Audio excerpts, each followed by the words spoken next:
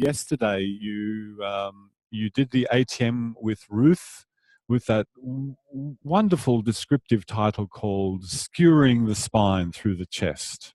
Yeah, yeah. Man, how did he come up with these? So it's like he came up with it with images that came from his culture, you know, shish kebab, right through.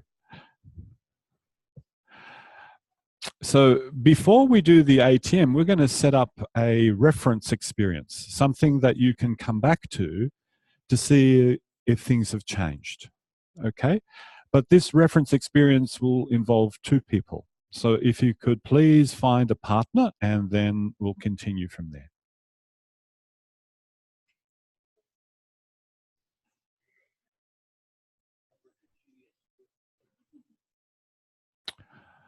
Okay. One of you, please lie down on your back on the floor with your legs bent and your feet standing.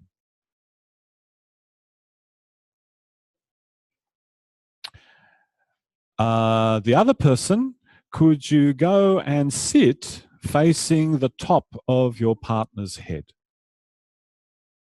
Go and sit facing the top of your partner's head.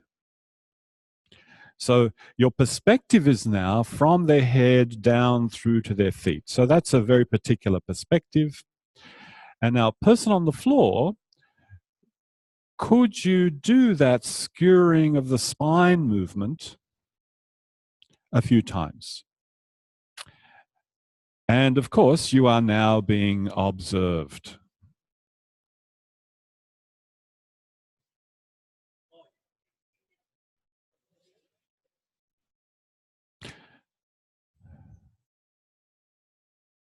Now, if your partner wasn't here yesterday, those of you who are doing the observing might need to give them a little bit of a prompt about what's going on. So here you are, generating this force that's coming from the feet, the musculature around the pelvis, and it's pushing the spine in a headwards direction. As you look at your partner, how much of that push actually reaches the head and affects the head?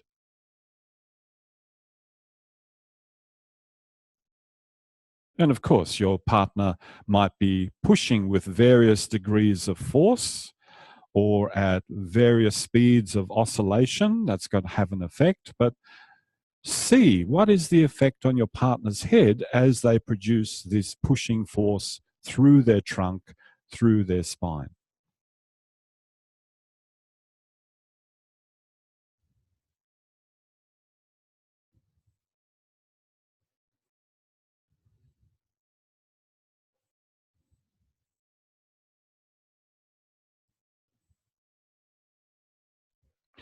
And remember what this looks like, because you'll be looking at this at the end of the lesson again.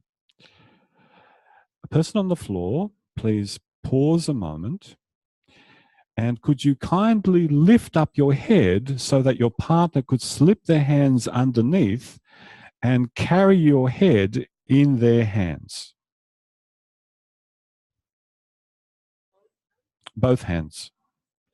So really, form your hands so that they are a really secure cradle over the whole back of the skull.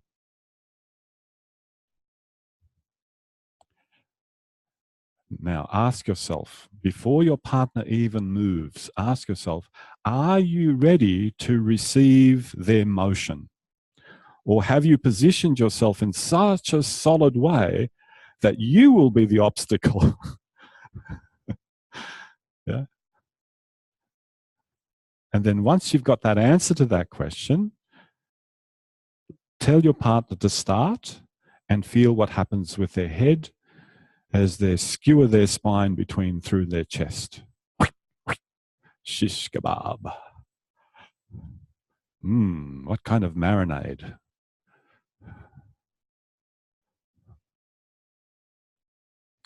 And in your hands, you might be able to make two distinctions. Is the back of their head just moving directly towards you without any motion of inclining backwards or forwards? Or is there a component of the head tilting backwards and tilting forwards? What is it that you feel in your hands? There's a distinction.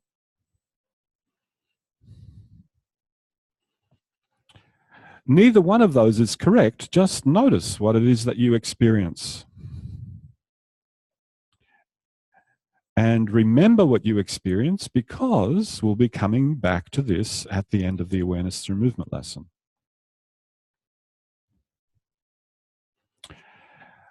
Okay, stop. Person on the floor, lift your head out of your partner's hands. And could you please switch roles?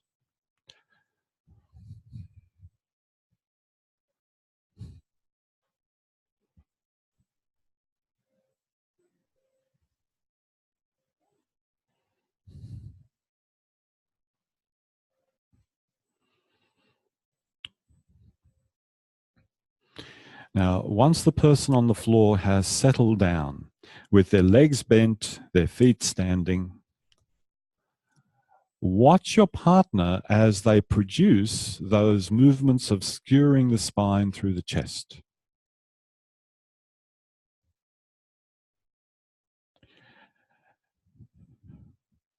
So notice how much of that movement, that force through their legs, through the musculature of their pelvis, actually reaches their head.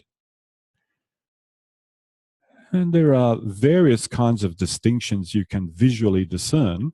You know, does it suddenly arrive at their head? Does it gradually arrive at their head?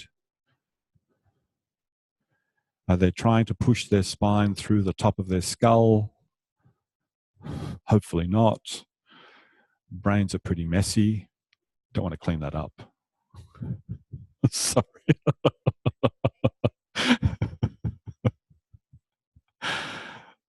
Okay, and now stop. Person on the floor, could you kindly lift your head for your partner, and could you place your hands under your partner's head and support it?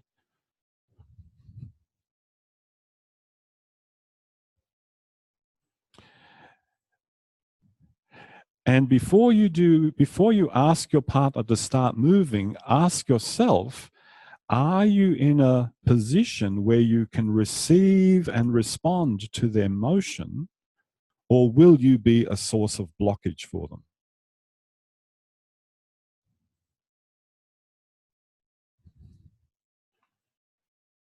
And when you are ready, ask your partner to start the movements.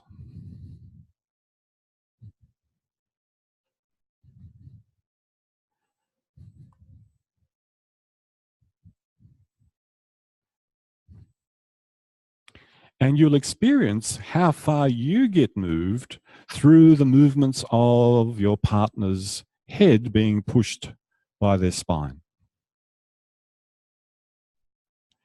In a kind of a way, you're the measuring stick.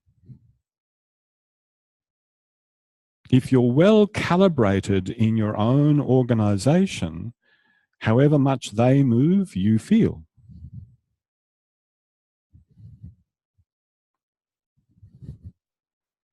And of course, as we go on and do more and more towards functional integration practice, we'll elaborate this whole process more and more.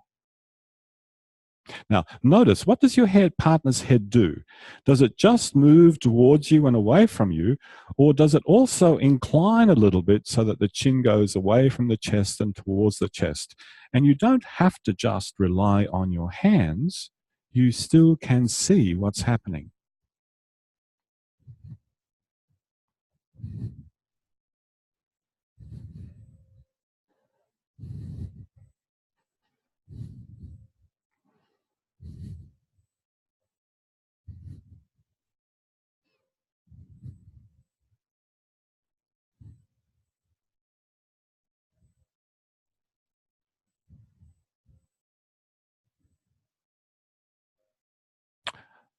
Okay.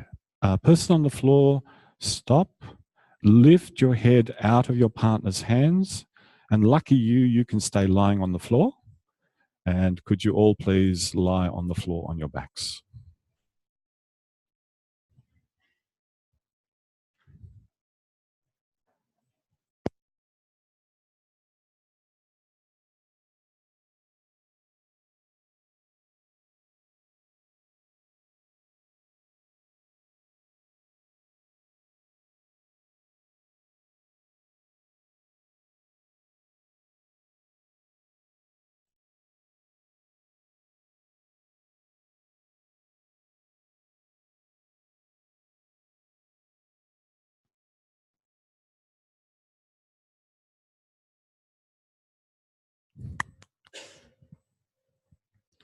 Bring your attention to your contact with the floor and make whatever series of distinctions you want to make.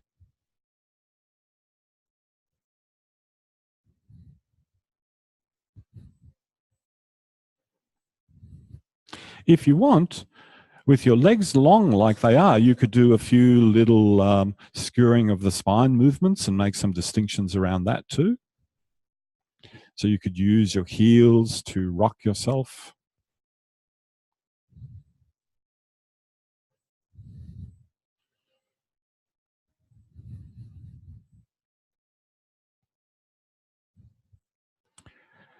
And because this lesson is about the relationship between breathing and moving, as you rock yourself using the heels to push, you can notice, how is my breathing affected by the way I've organized myself to move?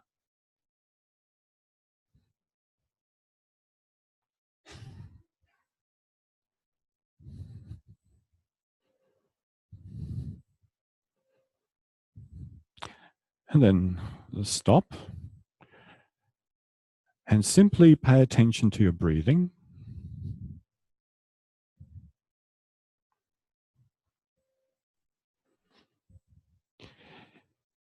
Intentionally sculpture your breathing so that with every exhalation, your abdomen goes forward, fills up. And in order to monitor whether that's actually happening or not, could you please place the tips of your fingers of both of your hands below your navel on the lower abdomen, about halfway between your pubic bone and your navel. And rest your fingertips, not the finger pads, but your fingertips there lightly. And every time you go to breathe out, think that your lower abdomen is pushing the fingertips forwards. And in this case, when you're lying on your back like this, forwards is in the direction of the ceiling.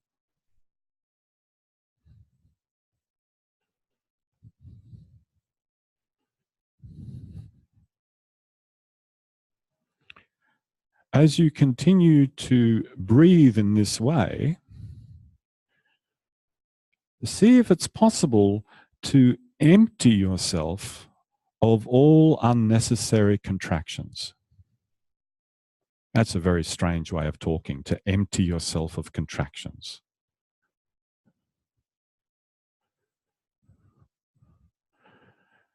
From an experiential point of view, what you're looking for is the sense that you experience the abdomen going forward, but really there's no highlight of any tension anywhere else.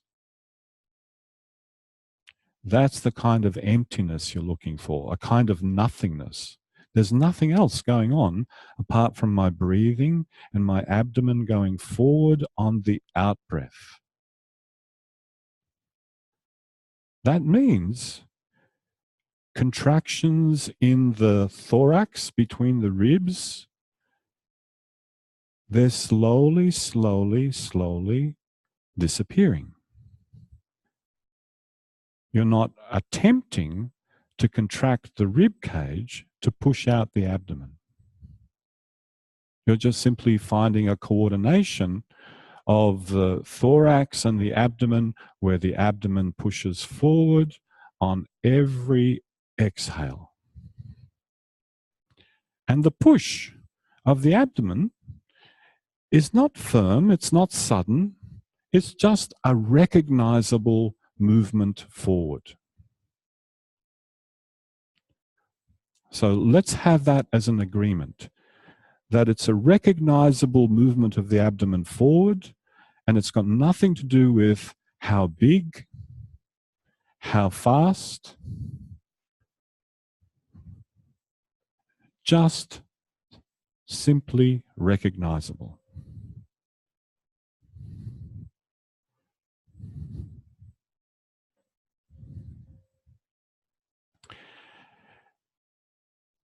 Now, to check whether there's any unnecessary tension in your neck, begin to subtly roll your head a little bit left, a little bit right, and in such a way that you still can recognize that the lower abdomen goes forwards on the out-breath.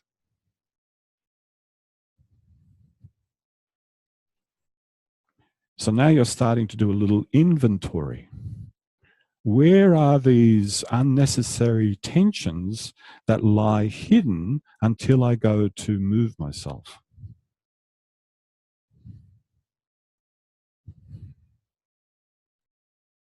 And the breathing process remains the same. Leave the head in the middle. And now move your head so that the chin moves a little bit away from the chest and the chin moves a little bit towards the chest, and sense, are both directions equally accessible? Or is there some tension that somehow prevents one direction being as full as the other?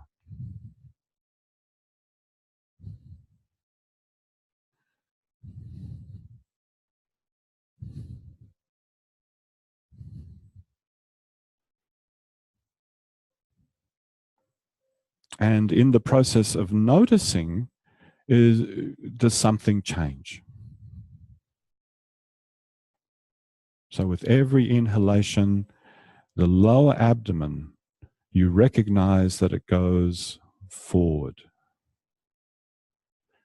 And I hear a question, I can't. Only exhalation. Exhalation forward. Did I? That was my mistake. No. Exhalation forward.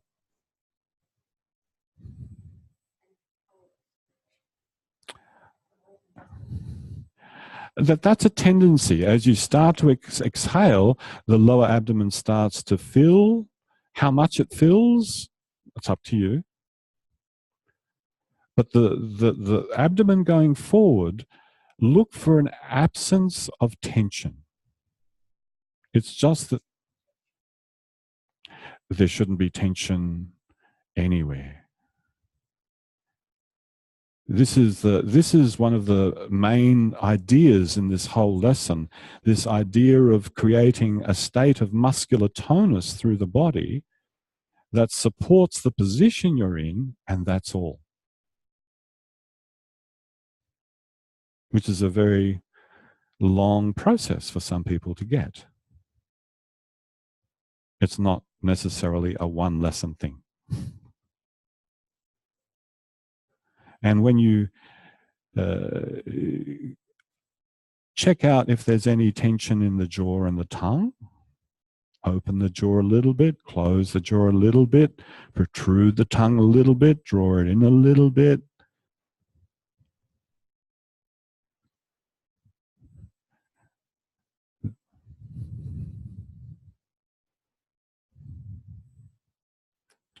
And all the while, you are cognizant, you are aware that the lower abdomen pushes forward on the exhalation.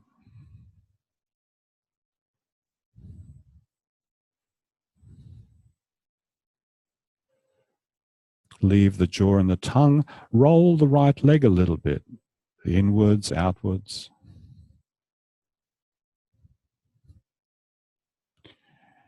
Is there a way that the right leg could be more fully resting on the floor without you having to hold it?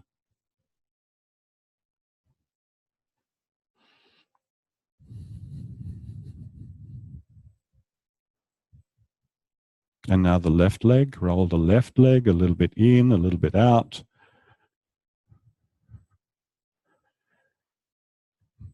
And the way you move yourself does not disturb the lower abdomen going forward on the exhalation.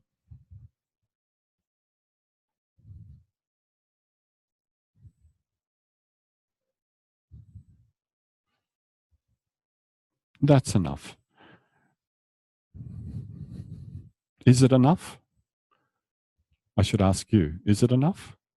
Yeah, okay, then that's enough. And if it's not enough, you are absolutely free to continue.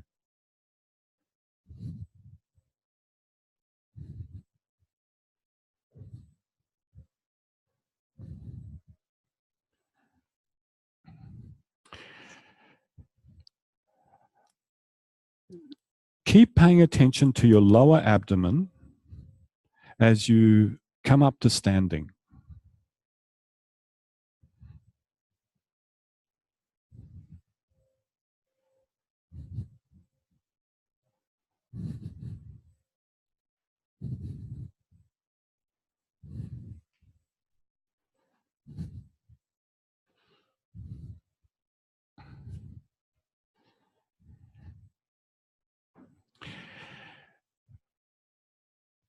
Replace your hands, your fingertips, so that they rest on the lower abdomen, somewhere halfway between the pubic bone and the navel. And re-establish that pattern of breathing, so that with every exhalation, the lower abdomen moves forward. Of course, the finer your discrimination, the more sensitive you are, the smaller the movement forward the abdomen can be. It doesn't have to necessarily be a big movement. Notice that in this position, the going of the abdomen forward has a different relationship to the chest.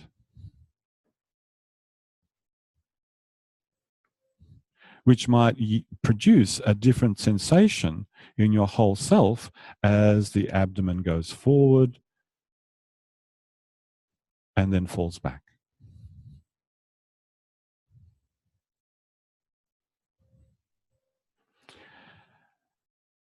Form in your mind the intention to sway yourself a little forwards and a little bit backwards. And I'm standing right next to Raymond. So as if you were a young sapling of a tree. You like that, Raymond? Yeah?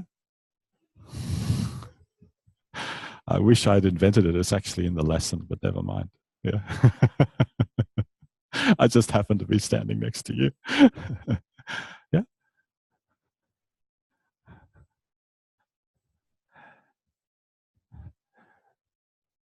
Now, kinesiologically speaking, anatomically speaking, your muscles are now working to hold your skeleton in a dynamic set of relationships. And it's the word dynamic that's important here. It's not static. With every breath, your skeleton needs to adjust. With every sway forwards and backwards, your skeleton needs to slightly reconfigure.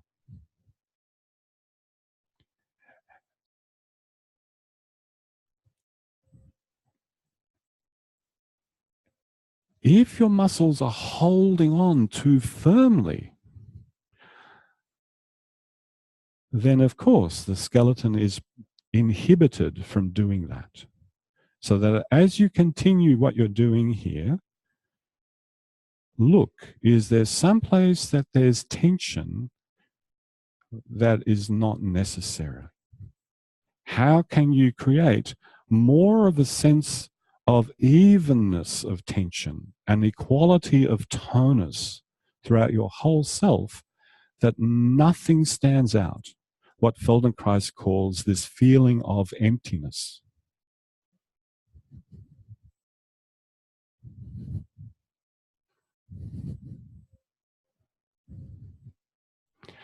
Continue breathing as you're breathing, the lower abdomen going forward, but now change the direction of your sway.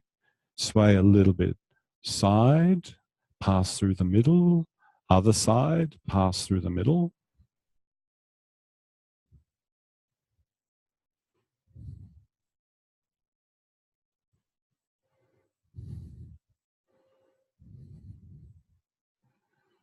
Notice the effect of the swaying on your neck, on your head, in the thorax. Are you holding yourself together like a single lump? Or do you have that resiliency of a young sapling?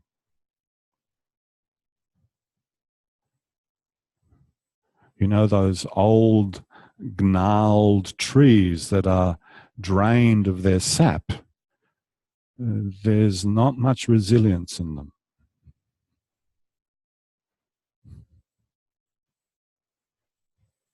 So when a certain muscle needs to yield in order for your skeleton to change shape, it yields. And then it yields.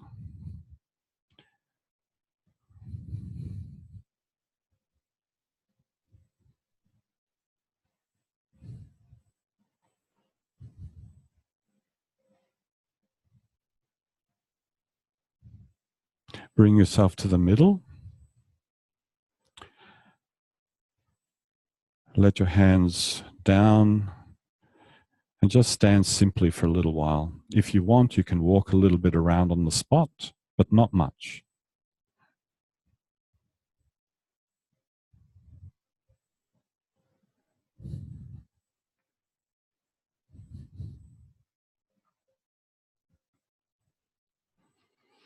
And come back, stand, have your fingertips on your lower abdomen, re-establish that pattern of breathing.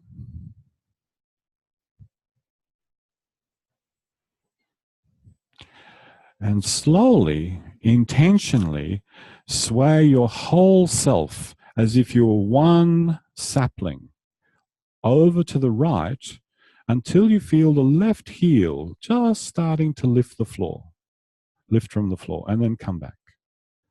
And do that again and again and again. So you're swaying off to the right, just enough for the left heel to lift the floor. And pay attention.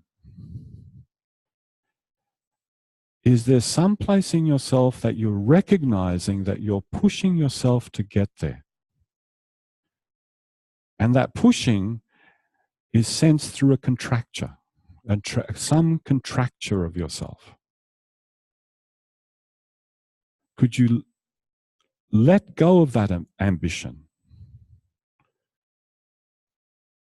Just be attentive to the abdomen going forwards on the exhale, and let yourself form as you need to form in order to get over there.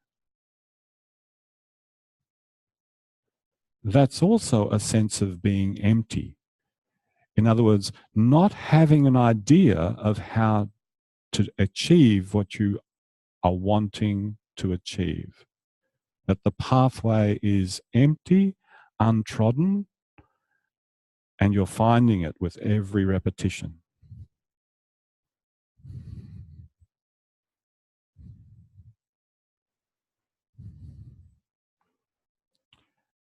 And now go over to the left leg. Sway increasingly more to the left until you feel the right heel lifting from the floor.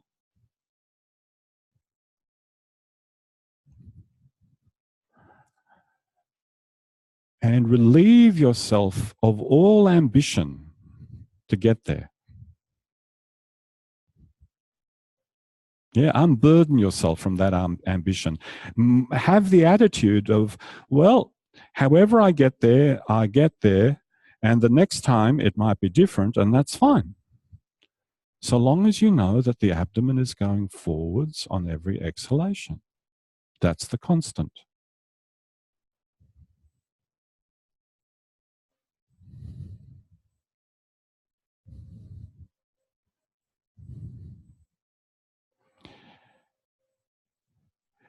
If you find the leg muscles suddenly tensing in order to stop yourself because you've gone too fast or too far, eliminate that.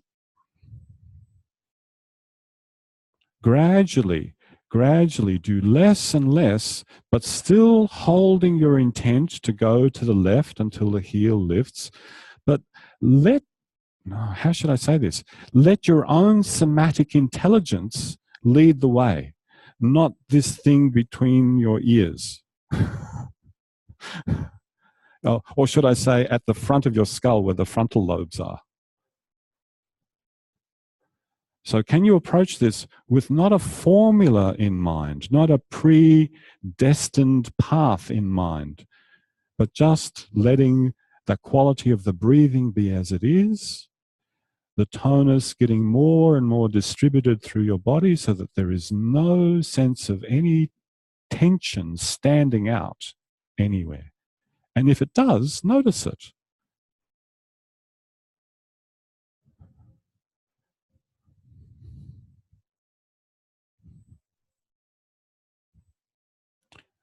Okay. Please come to the middle. Let your hands just be beside you. Feel what it's like to stand. And lie down on your back.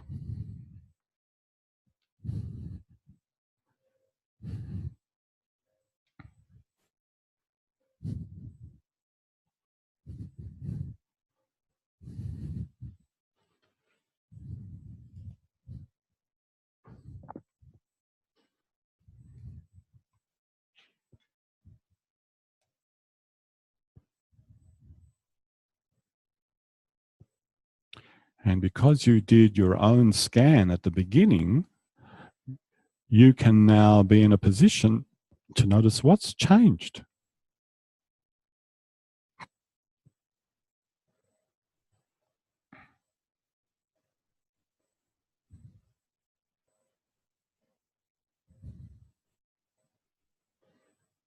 Bend your legs, stand your feet. Place the fingertips on the lower abdomen like you've been doing. Re-establish that breathing pattern, which it's important to acknowledge is one pattern out of many. And notice if there's something different in your ability to enact that pattern, having done the variations that you've done so far.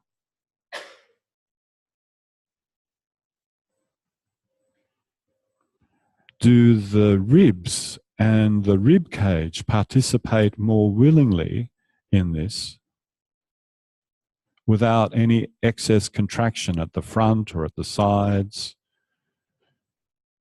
Is there less of a willfulness to push out the abdomen? Is it starting to happen more without you having to make it happen?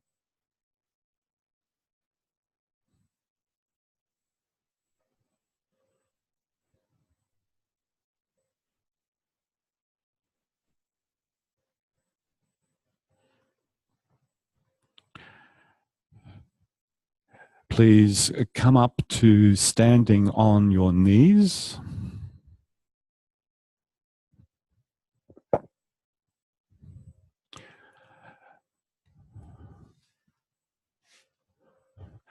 Now, there's nothing that would guarantee more surely the contraction of musculature than knowing that standing on your knees is going to be painful. So if you need to construct the situation where that pain is diminished, if not entirely eliminated. So if you need to put something underneath your knees, do so.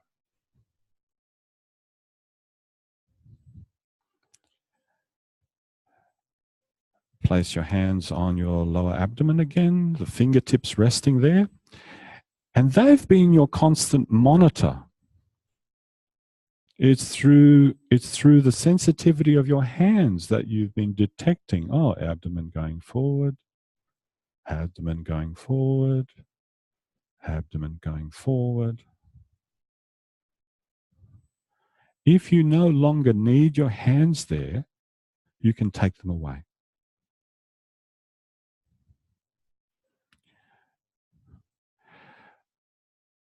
Begin to sway yourself a little bit forwards, return, and then a little bit backwards and return. And how far you sway is entirely determined by the absence of any sudden grabbings or holdings or tensionings in your musculature.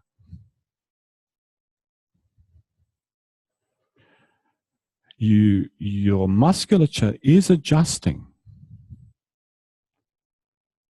and you're aiming for it to adjust in such a way that nothing stands out. Blancmange.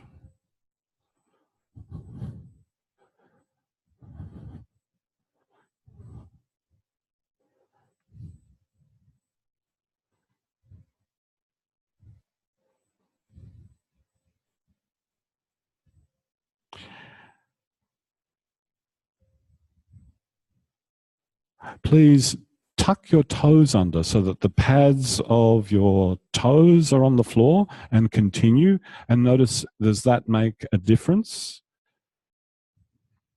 And if it's a difference that is more in the direction that you want, keep that. If it's not, return to how you were standing on your knees a moment ago and let the feet be like they were.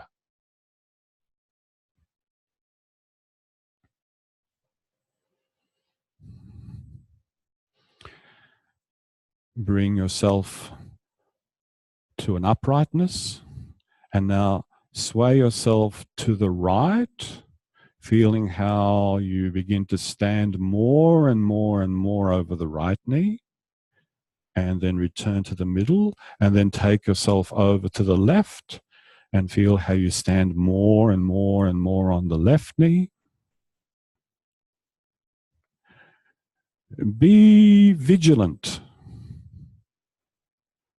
As you go over onto one knee, what's happening in the musculature of the neck, in the jaw, in the tongue? Has anything tightened to the point where it's prominent, it's sticking out? Well, change what you're doing, modify, so that that sticking out, that foregrounding of tension disappears and just blends into the overall tonus of the whole frame.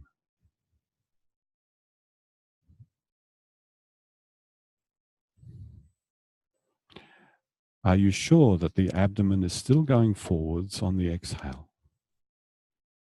Or have you sucked in your abdomen and it's not going anywhere?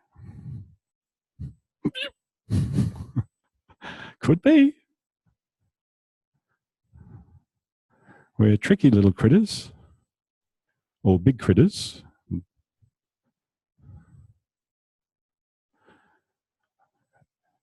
If you increased your sway a little bit, would it be possible for the left knee to just leave the ground? And would it be possible for the right knee to just leave the ground? Notice the musculature around your eyes, your eyebrows, your face. Does that have an evenness through it? Do those muscles have an evenness through them, or have you suddenly started to glare with your eyes and the muscles around the eyes start to fixate?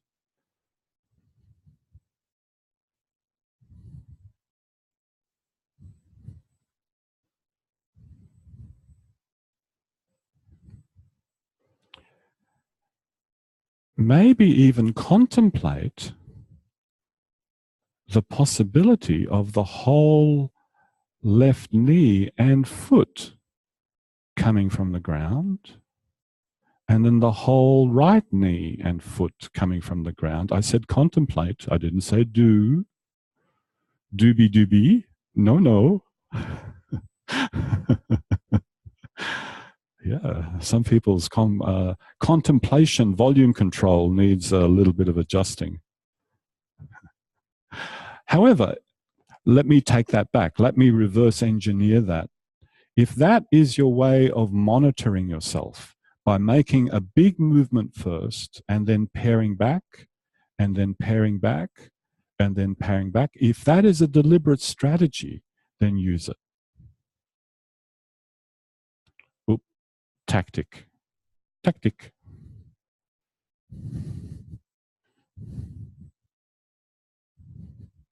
If it's a compulsion, you better realize it's a compulsion.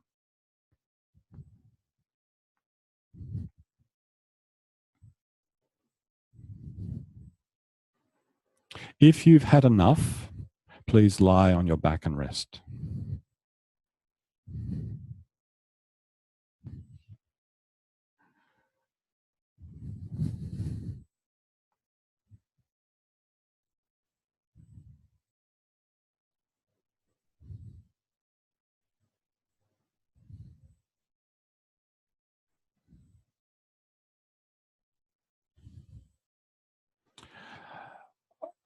My guess is that this particular lesson comes straight out of Feldenkrais's judo practice.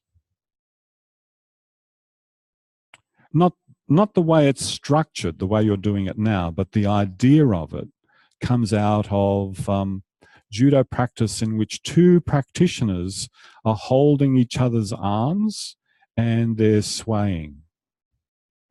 And each is sensing the other for how much of them is involved in the sway. And as soon as they detect a tensioning in the other, there goes the throw.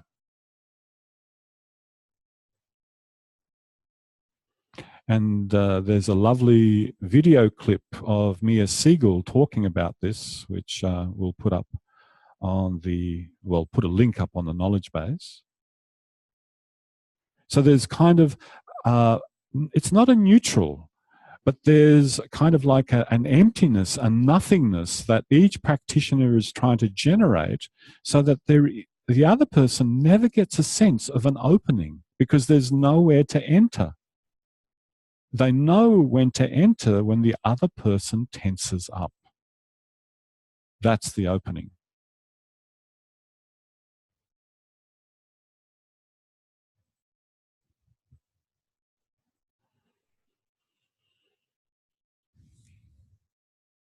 And when they practice like that, they are sensing each other through their whole length, from the top of their head right through to their contact with the floor through their feet.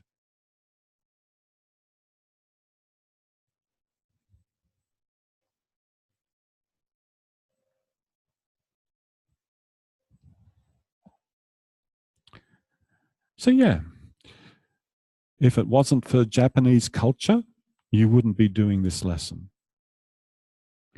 Actually, if it wasn't for Japanese culture, you wouldn't be enrolled in this training program, because it wouldn't exist.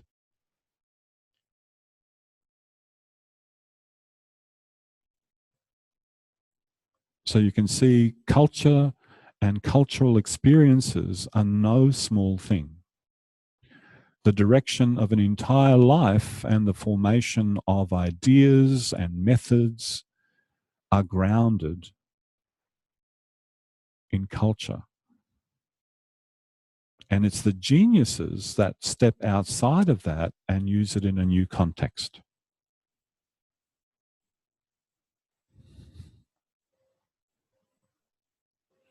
Please roll to one side, come up to kneeling again, standing on your knees.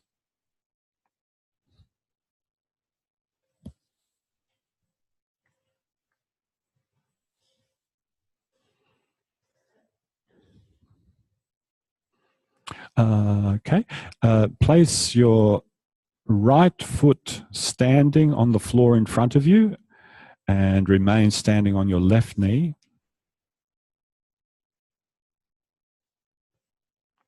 If you need the fingertips on your abdomen, well, have the right fingertips on your abdomen, but have the left palm of your hand on top of your head with the elbow pointing out sideways. If you don't need the fingertips there, you don't need them there. Re-establish that way of breathing. With every inhalation, the lower abdomen goes forwards. With every exhalation, the lower abdomen goes forwards. You can see how my habit comes out.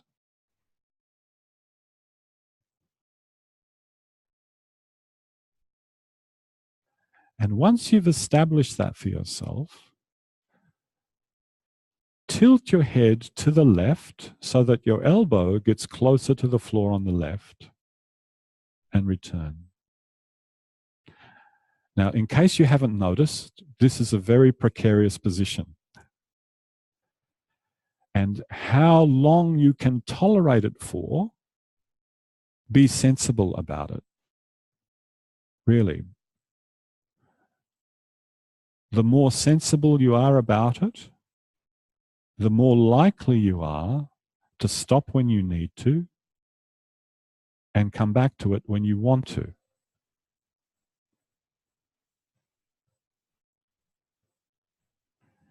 Is it possible to incline the head to the left without disturbing the breathing pattern?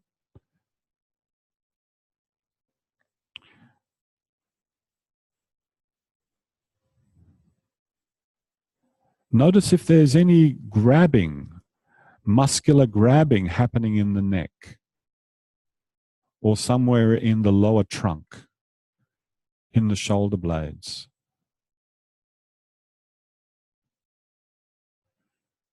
Notice that front foot, the right foot that's on the floor. Is there any attempt of grabbing the floor to try to keep your ground?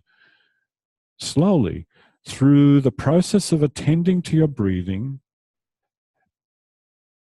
and also the intention of making yourself quiet, quiet, quiet, quiet, could those tensionings diminish and maybe even completely disappear?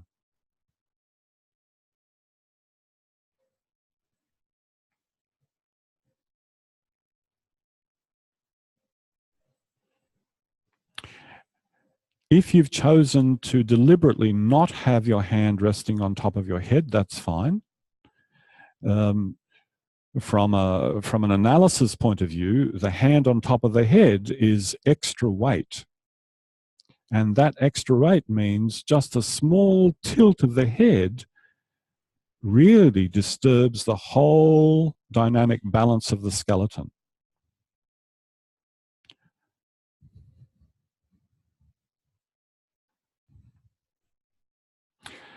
Tilt your head the other way.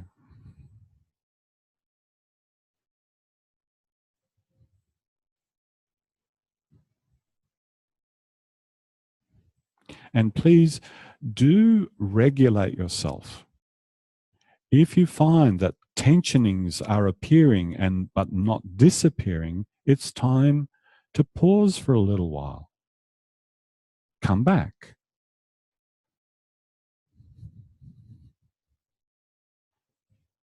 It's more important to create a satisfying experience for yourself rather than persist and then feel bad about it afterwards. Whether that bad about it means pain or self-castigation or teacher castigation, yeah, better to pause and rest.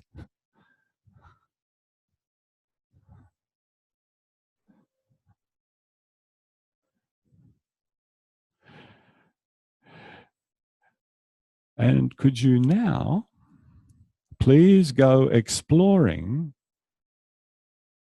would it be possible to somehow move in a way that you find the right foot lifting from the floor?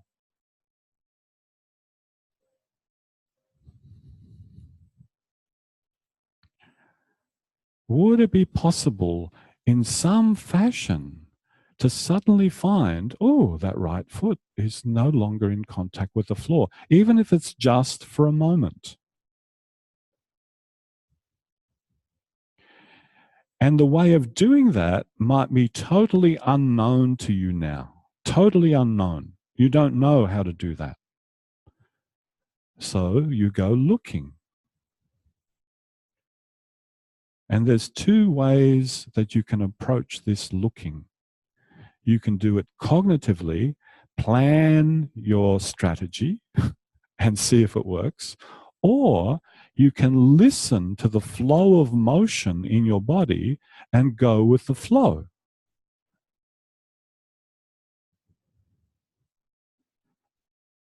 And if you want, there is a third strategy that is a combination of those two.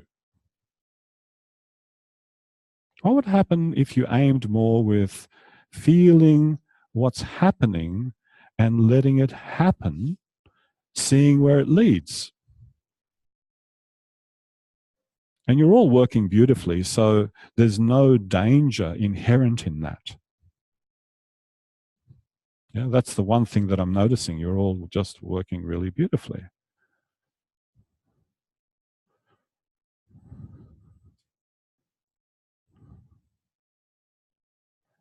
And if you find yourself beginning to topple, well, let yourself topple.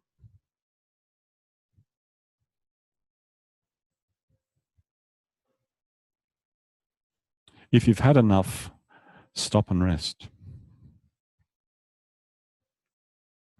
I'll go by democratic vote. Democratic vote says everybody rests.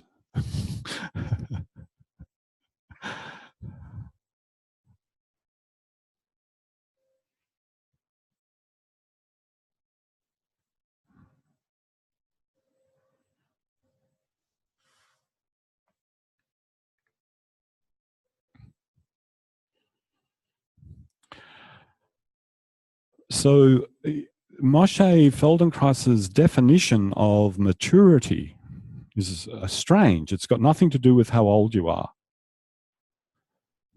It's got everything to do with how open you are to possibilities. So the maturing process is a process which, instead of locking down, I have this way to do this and that way to do that, irrespective of scenario, irrespective of context. The maturing process is one, oh, in this context, I do it this way. In that context, I do it that way. In other words, it's a growth in self-image.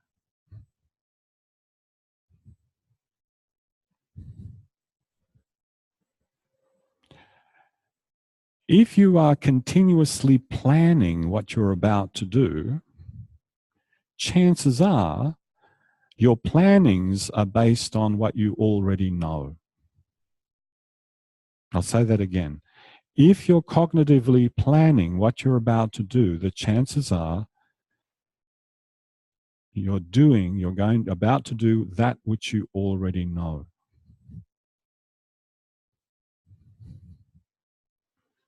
However, if you put yourself in a scenario and then go into what Feldenkrais calls, that's not my word, this empty state, this state of openness to possibilities, because the musculature is letting the skeleton move around as it needs to, maybe that's a way of discovering new things without necessarily planning the details of how to do it.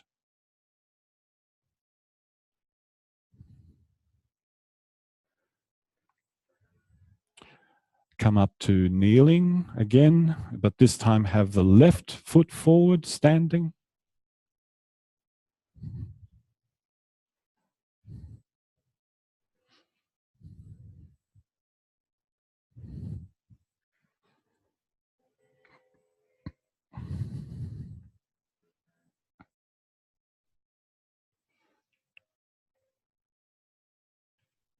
Place one hand on top of your head.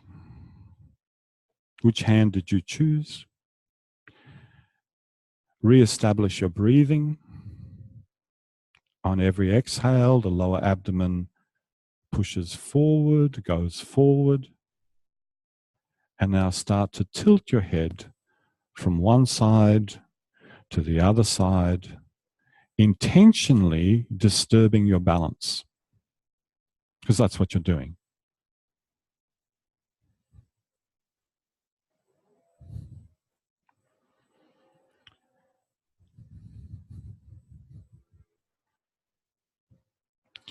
Now, the more quickly you disturb your balance, the more refined your discrimination has to be. You have to catch yourself within a very short period of time of something grabbing. So the rate at which you disturb your balance becomes really important.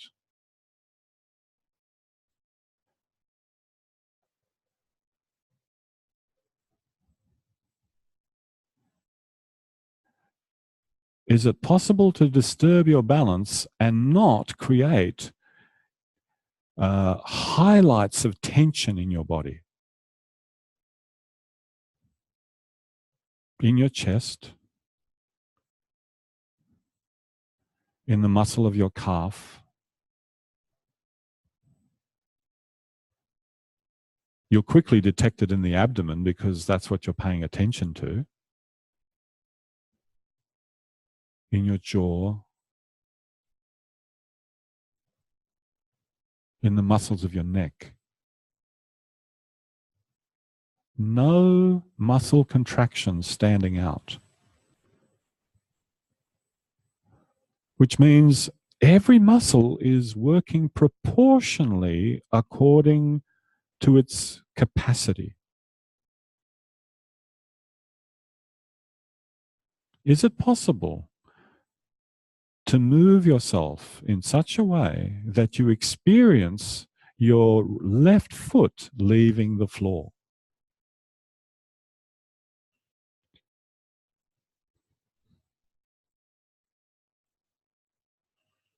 And without the abdomen contracting in such a way that you go, "Ooh, it just contracted."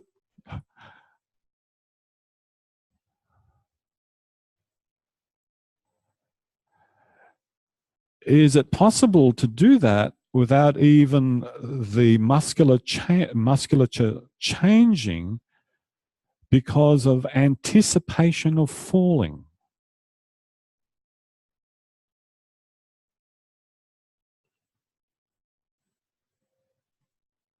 So some of you might become very, very aware that this is producing a particular state of emotion in you. And that state of emotion has its own muscular pattern.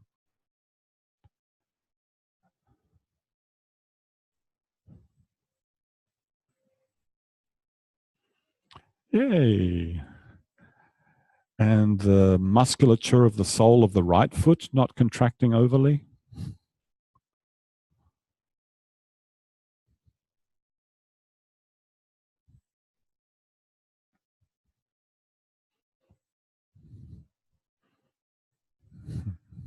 Some of you look like you're enjoying this.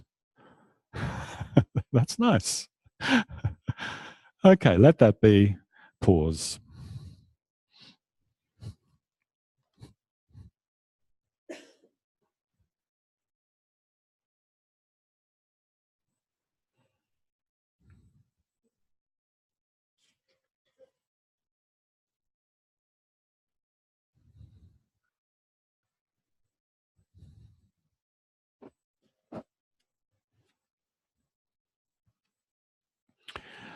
Returning to Feldenkrais and his judo,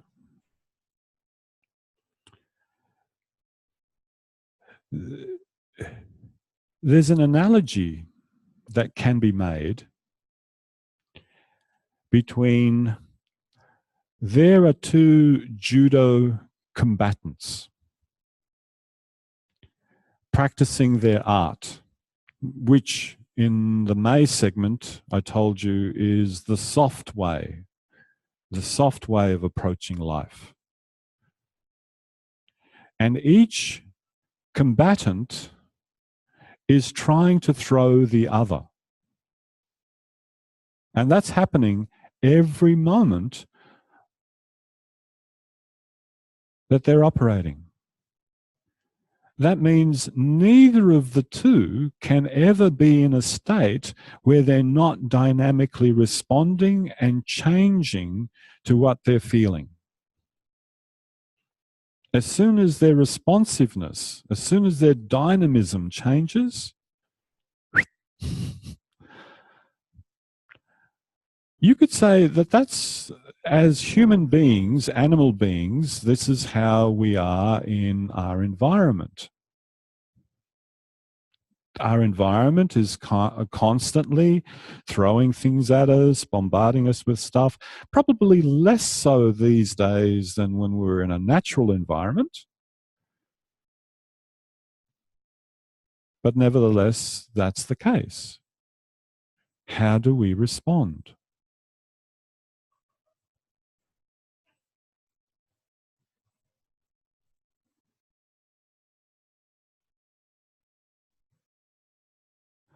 Please come up to standing.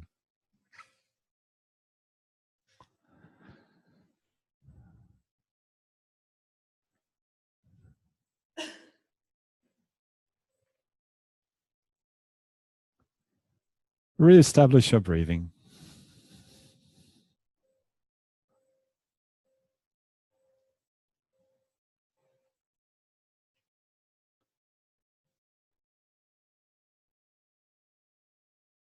Slowly, slowly, slowly, take your whole self off to the right until you're standing completely over the right leg. And stay there. Notice the adjustments that you need to make so that your standing is empty.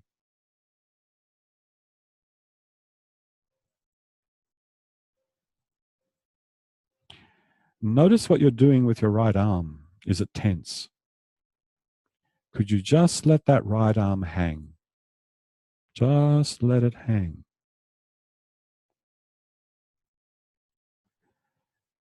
And begin to tilt your whole trunk, your head, your chest, the middle of yourself, your left leg, so that that right hand sinks closer and closer and closer to the floor. And if you feel that something changes and certain muscles start to grab and get more tense than the surrounding muscles, come back a little bit. If you need to bend the right knee a little bit so that it's softer, more responsive, do that. But never lose your breathing. Always knowing that the abdomen is going forward on the exhale.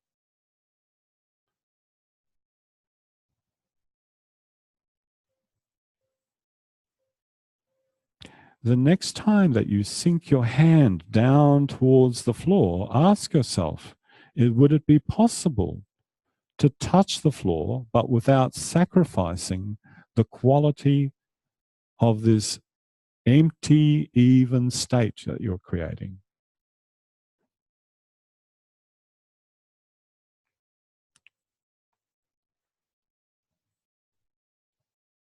Notice what happens at that moment that you do actually lose balance. Can you feel how a whole bevy of muscles come into action, and they're really obvious because they stand out from the background? That tension just simply stands out. They're trying to grab hold of you to stop you falling. What would happen if you didn't let them grab you?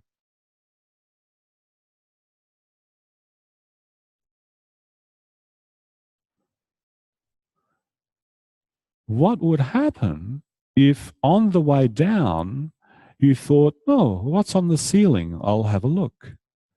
Oh, what's above my head? I'll have a look. What's on the ground? I'll have a look. In other words, what would happen if you just let the musculature of the neck support the weight of the head, but without any predisposition to where you have your face directed in space?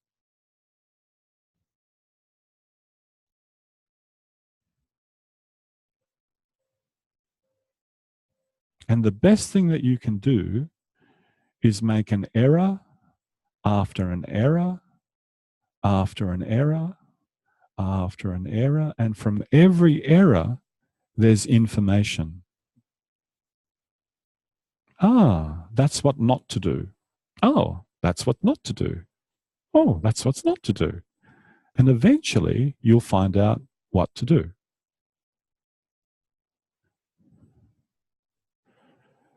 And you know, the beauty of it is you'll all will look similarly different.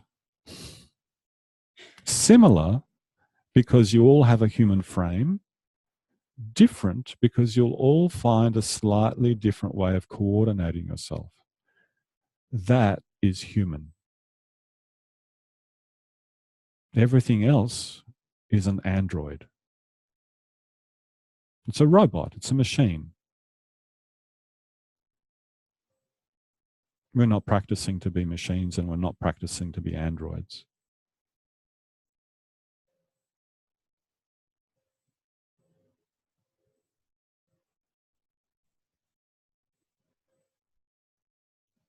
Let that be. Walk a little bit. Feel what it's like to walk.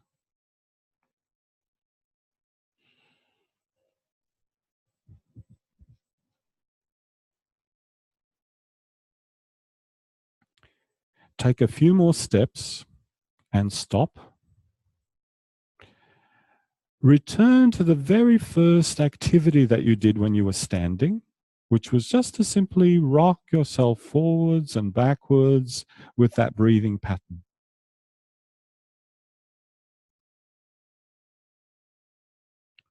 The size of the sway, remember, is actually unimportant. What is important is that you get that sense of there is no highlight intentioning anywhere.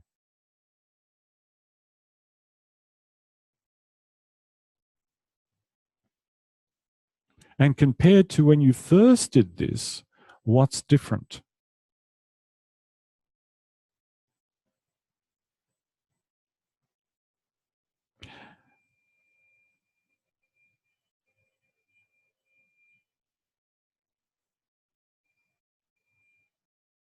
That's not my phone.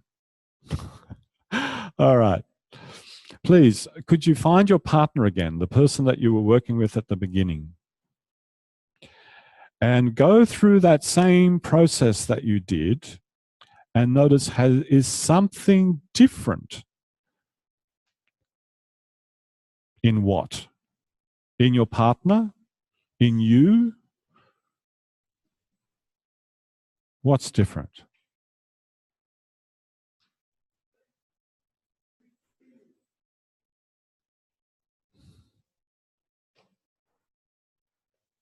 And be quite methodical in the process. I won't talk you through it, but just go through the same process. Observe, hold your partner's head, feel, swap.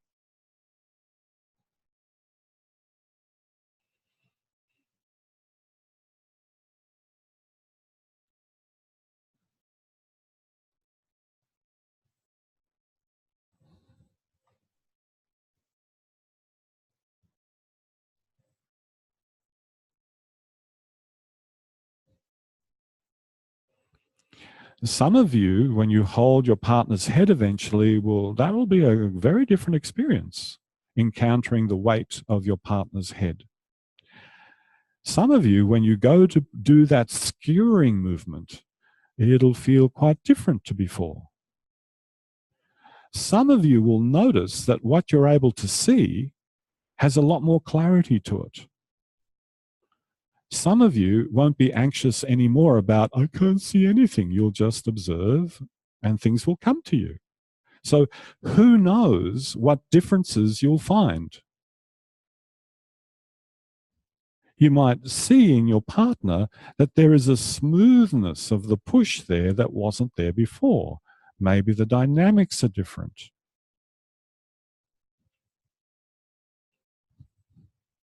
So this is the variability of what appears through doing awareness through movement.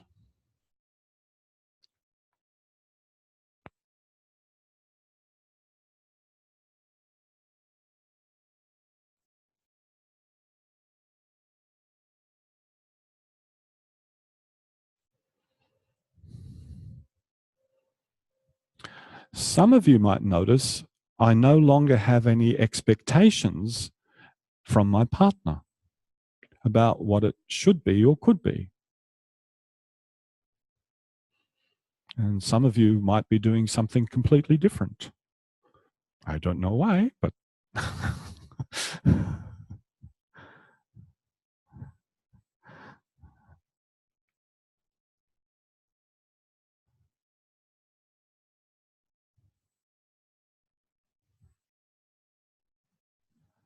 when you're ready, and whenever you want to, you can switch roles.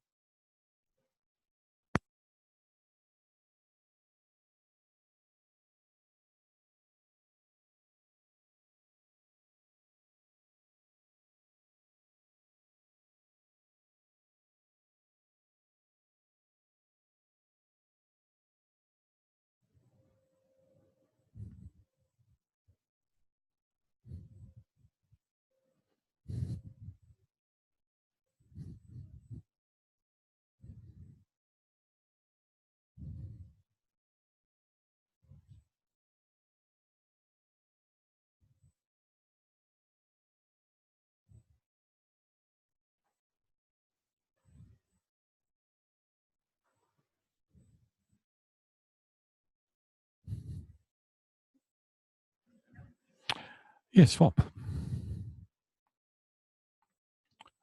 Yeah, so whenever you're ready, you can swap over. There's no hurry. No hurry at all.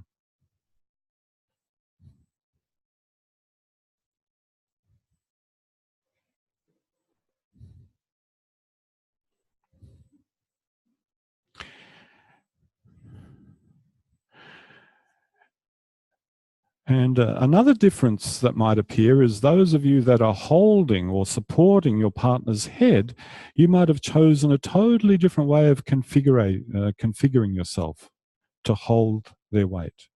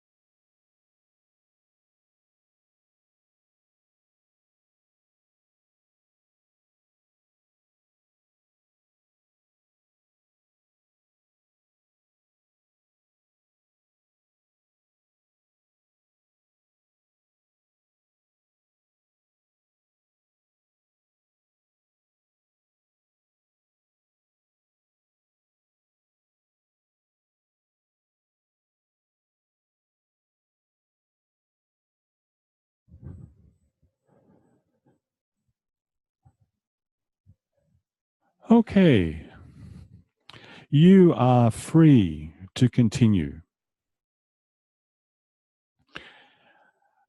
And we'll head off into lunch and come back at 1:45. All right? So you've got another 10 minutes if you want to continue.